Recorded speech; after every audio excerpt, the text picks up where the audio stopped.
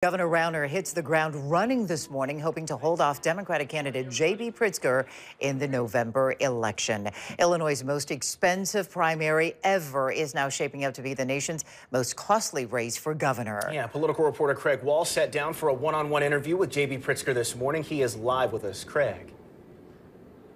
Guys, here we're at the Marriott Marquis, where last night J.B. Pritzker celebrated his victory. You know, he invested heavily in this victory, nearly $70 million of his own money, and it'll probably take a lot more than that to win the general election, something that Pritzker is determined to do.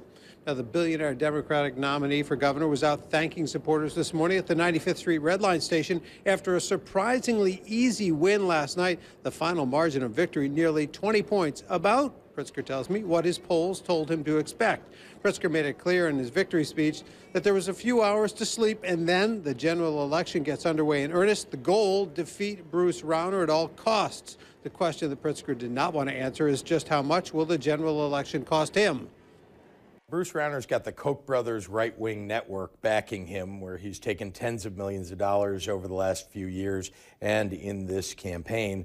And then he wrote himself an enormous $50 million check.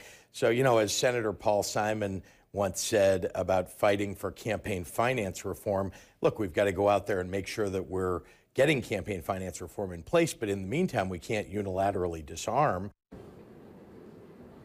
While this is expected to be the most expensive governor's race in U.S. history, it also could end up being a very negative campaign. Pritzker tells me he plans to take a couple of days off to spend with his family, but then it's nonstop until November. He is confident he will be Illinois' next governor.